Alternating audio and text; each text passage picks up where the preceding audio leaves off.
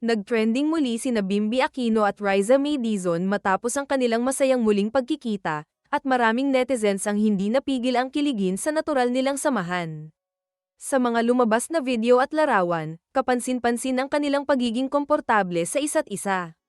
Makikita ang tawanan, kulitan, at magaan na usapan na nagpabalik sa alaala ng maraming Pilipino noong bata pa silang napapanood sa telebisyon. Dahil sa mga eksenang ito, mabilis na kumalat ang iba't ibang reaksyon online. Marami ang nagsabing tila hindi nagbago ang closeness ni Bimby at Riza kahit matagal silang hindi madalas nakikitang magkasama sa publiko.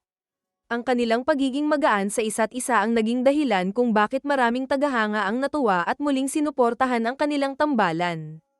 Ang malinaw na nakita ng publiko ay ang isang tunay na pagkakaibigan na nabuo pa noong bata sila at nanatiling natural hanggang ngayon.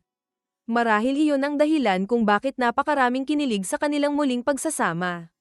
Hindi dahil may kumpirmadong pag-iibigan, kundi dahil bihira ang pagkakaibigang nananatiling totoo at masaya kahit lumipas na ang maraming taon, at iyon ang patuloy na hinahangaan ng maraming tao sa kanilang dalawa.